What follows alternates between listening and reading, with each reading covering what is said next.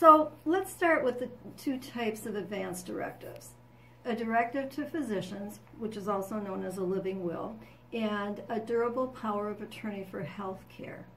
Both are legal documents in which competent adults express their wishes regarding future medical treatments if they become incapable of making their own decisions.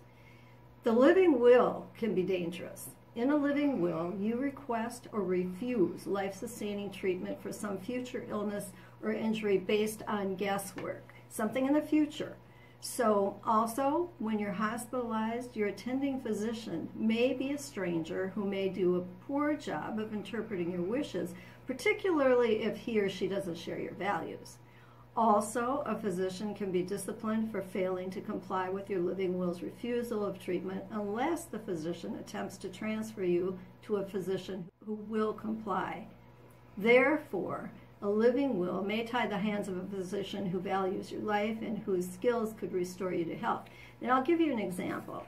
It's a woman by the name of Ruby, and she made it very clear through many years that she never wanted to be, as she called it, hooked up to a machine, did not want to be on a ventilator. She voiced this to her family, her friends, to anybody who would listen. Well, several years down the road, Ruby wound up in the hospital, had very serious surgery, and at one point the doctor came to her husband and her children and said, "You can go in and visit her as much as you want. We're not going to restrict you because she is not going to make it."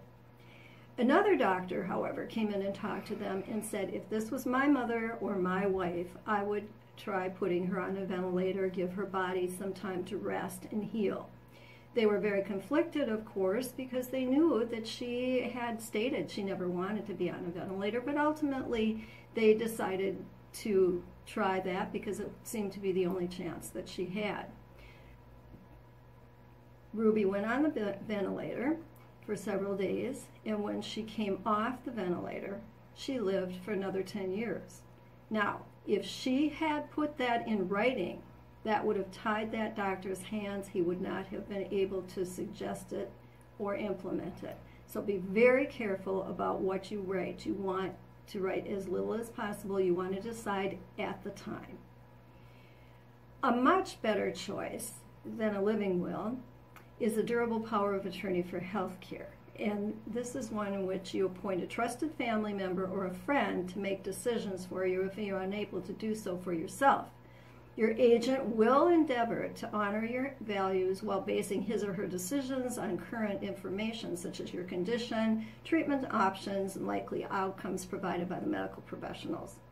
To be certain that a person you trust will make medical decisions for you if you become incapacitated, you must specifically name that person in a legal document. A durable power of attorney for health care is such a document, and it's essential for anyone 18 years or older. Wording of the durable power of attorney for health care is extremely important, and information is available to assist you in choosing one. They're not difficult to fill out, and our office can assist you with any questions you may have, and you can find us on the web at www.humanlife.org. Now, the healthcare agent you appoint should be someone who genuinely respects human life and is capable of making morally sound medical decisions for you.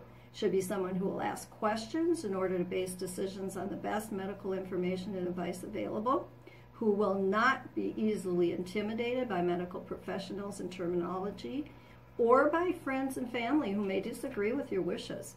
And it should be someone who will obtain a second opinion or legal advice if necessary. You should discuss your wishes and your moral principles with your agent when you sign your durable power of attorney for healthcare, and periodically thereafter, since your circumstances and your perspectives may change over time. An example of that, a doctor by the name of Sylvia Menard. She was head of an experimental oncology department, and she was a supporter of euthanasia for years. However, when she was diagnosed with bone cancer, she said, "I changed my position radically. When you get sick, death ceases to be something virtual and becomes something that's with you every day. So you say to yourself, I'm going to do everything possible to live as long as possible. We just don't know when the time comes. And again, I just stress to you the importance of the person that you name as your healthcare agent.